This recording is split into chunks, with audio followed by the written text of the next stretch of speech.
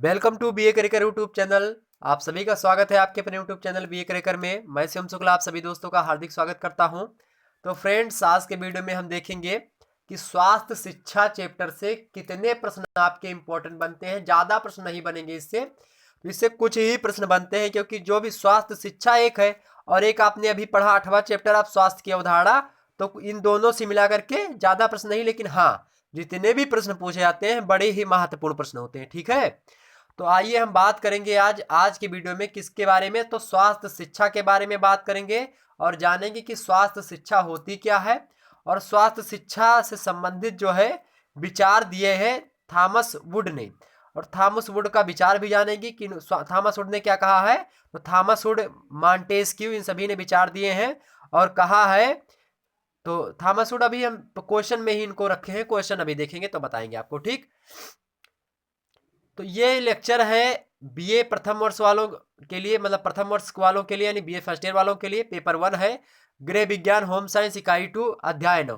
इससे पहले इकाई 2 का अध्याय जो 8 था वो अपलोडेड हो चुका है। मतलब अध्याय मतलब कुल मिलाकर के अगर मैं बात करूं पूरे चैप्टर में इकाई उकाई का झंझट खत्म करें तो कुल मिलाकर के 9वां वीडियो है ये, यानी 9वां चैप्टर है आपका। ठीक है, 9वां चैप्टर के अंतर्गत आप स्वास्थ्य शिक्षा पढ़ते हैं। तो बस बिना समय गंवाए किसी भी बात को करते हुए आप डायरेक्ट प्रश्नों पर चलिए। ठीक, चलिए, ज्यादा प्रश्न इससे नहीं पूछे जाएंगे, बहुत छोटा वीडियो है।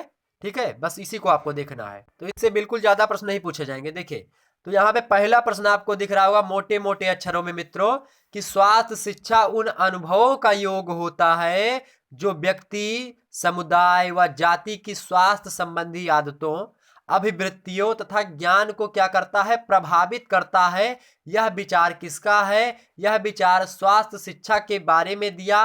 किसने दिया? डॉक्टर थॉमस वुड ने दिया। किसने दिया? डॉक्टर थॉमस वुड ने दिया। मित्रों, बहुत ही महत्वपूर्ण प्रश्न है, क्योंकि यही प्रश्न जो होता है आपको कंफ्यूज कर देगा एग्जाम में जब आएगा। तो इस प्रश्न को आप याद रखें, स्वास्थ्य शिक्षा थॉमस वुड, स्वास्थ्य शिक्षा से संबंधित परिभाषा दी है। और किसने परिभाषा दी है और किस प्रकार की परिभाषा? तो परिभाषा, इनके परिभाषा को हम एक्सप्लेन कर दे 1 मिनट में आपको, सरल शब्दों में, देहाती शब्दों में। तो इन्होंने कहा जो स्वास्थ्य शिक्षा होती है तो अनुभवों का योग होता है। किनके अनुभवों का योग होता है, आइए देखते हैं। तो अनुभवों का योग होता है किनके अनुभवों का? कि जो व्यक्ति समुदाय व जाति की स्वास्थ्य संबंधी आदतों, अभिवृत्तियों का ज्ञान तथा ज्ञान को प्रभावित करती हैं।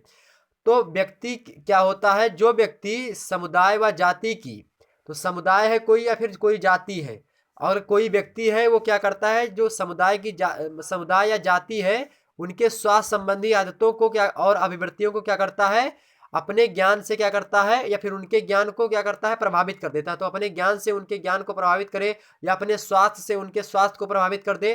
ठीक है, तो उनका स्वास्थ्य कोई नहीं होगा, उनके ज्ञान को, यानी अपने स्वास्थ्य के माध्यम से उनके ज्ञान को प्रभावित कर दे। ठीक है, इस प्रकार की परिभाषा किसने दी है? डॉक्टर थॉमस वुड ने दी है। यानी स्वास्थ्य शिक्षा उन अनुभवों का योग होता है जो व्यक्ति, समुदाय व जाति की स्वस्थ संबंधी आदतों को, यानी स्वास्थ्य संबंधी आदतों, अभिवृत्तियों तथा, अभिवृत्ति क्या होती है? एटीट्यूड, जिसको आप अंग्रेजी में बोलते हैं एटीट्यूड, उसी को क्या कहते हैं? अभिवृत्ति। तो अभिवृत्तियों तथा ज्ञान को क्या करती है? प्रभावित करती है। विचार है डॉक्टर थॉमस वुड का, इसको रट लीजिए बिल्कुल। अगला प्रश्न देखिए, शारीरिक शिक्षा ना केवल शरीर को प्रशिक्षित करती है और ना ही केवल आत्मा को। तो शारीरिक शिक्षा जो होती है ना तो केवल शरीर को प्रशिक्षित करती है, ना तो शरीर को शिक्षा देती है, ना शरीर के बारे में शिक्षा देती है, और ना आत्मा को, बल्कि क्या करती है? समूचे मानव को प्रशिक्षित करती है। समूचे मानव को ज्ञान का मार्गदर्शन करती है, सबको ज्ञान का अनुभव करवाती है। कौन? शारीरिक शिक्षा।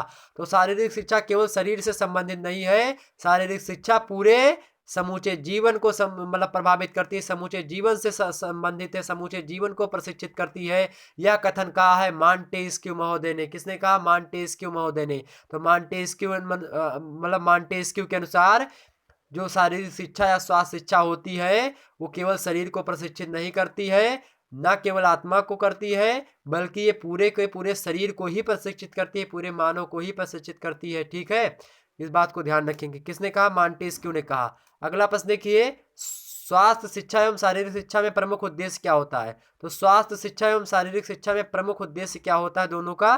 तो प्रमुख उद्देश्य दोनों का होता है कि सामाजिक आदतों तथा वृत्तियों में विकास किया जाए। तो सामाजिक आदत और सामाजिक वृत्तियां यानी अभिवृत्तियां यानी एटीट्यूड, ठीक है, उन दोनों को क्या किया जाए? उनमें विकास किया जाए, उनमें जो है अगर वो व्यक्ति जो है निगेटिव उसका विकास हो रहा है, नकारात्मक रूप से वो समाज में रह रहा, तो उसको सकारात्मक तक मतलब जिसको हम कहते हैं पॉजिटिव, तो उसको सकारात्मकता प्रदान की जाए। ठीक है, सकारात्मकता। ठीक, आगे बढ़ते हैं। अगला प्रश्न देखिए आप कि जो स्वस्थ मस्तिष्क स्वस्थ शरीर में ही रहता है, यह कथन किसका है? बहुत ही महत्वपूर्ण है कि स्वस्थ मस्तिष्क में स्वस्थ शरीर रहता है, ये कथन है लॉक महोदय का। तो ये आप लोगों ने बहुत बार सुना होगा कि मतलब जो है एक माइंड वाइंड करके जो है अंग्रेजी में बोला जाता है, वो ध्यान रखेंगे। तो वही होता है कि जब तक स्वस्थ आपका शरीर नहीं रहेगा या फिर स्वस्थ मस्तिष्क नहीं रहेगा, जो है मतलब स्वस्थ शरीर नहीं रहेगा, तो आपके माइंड का विकास नहीं होगा, स्वस्थ मस्तिष्क नहीं होगा। ठीक है, तो इसलिए स्वास्थ्य बहुत जरूरी होता है स्टूडेंट लाइफ में।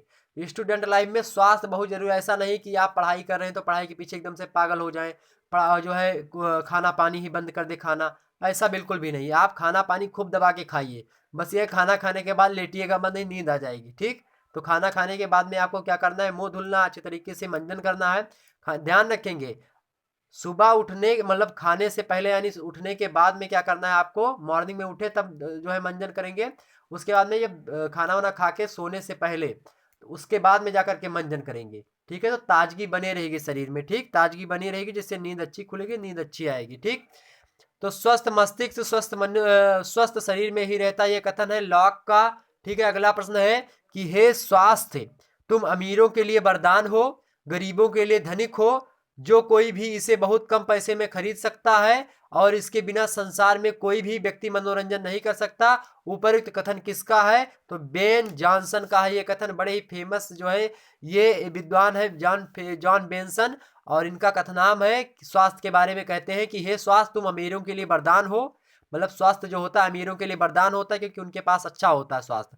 गरीबों के लिए धनिक हो, जो कोई भी इसे बहुत कम पैसे में खरीदता है और इसके बिना इस संसार में कोई भी व्यक्ति मनोरंजन नहीं कर सकता। ये कथन कहे हैं स्वास्थ्य के बारे में बेन जॉनसन महोदय ने। ठीक, अगला प्रश्न देखिए, हाइजीन शब्द की उत्पत्ति कहाँ से हुई है? तो हाइजीन शब्द की जो उत्पत्ति हुई है दोस्तों, वो हुई है यूनानी भाषा से। किससे? किस भाषा से? यूनानी भाषा से। तो हाइजीन शब्द की उत्पत्ति हुई है यूनानी भाषा से, ध्यान रखेंगे। ठीक है, अगला प्रश्न, एक प्रश्न और यहाँ पे आपको बता दें, एक कथन और है कि स्वास्थ्य सेवा, स्वास्थ्य संबंधित है, कि स्वास्थ्य सेवा का तात्पर्य व्यक्तियों तथा समुदाय को दी जाने वाली उन सेवाओं से है जिनसे उनके स्वास्थ्य को ठीक किया जा सकता है या फिर ठीक किया जा सके, उसके स्तर को बनाए रखा जा सके, उसकी निगरानी की जा सके, उसका प्रचार प्रसार किया जा सके। यह किसने कहा? तो लास्ट जेयम। किसने कहा है ये कथन? लास्ट जेयम महोदय ने कहा। ठीक है, लास्ट जेयम।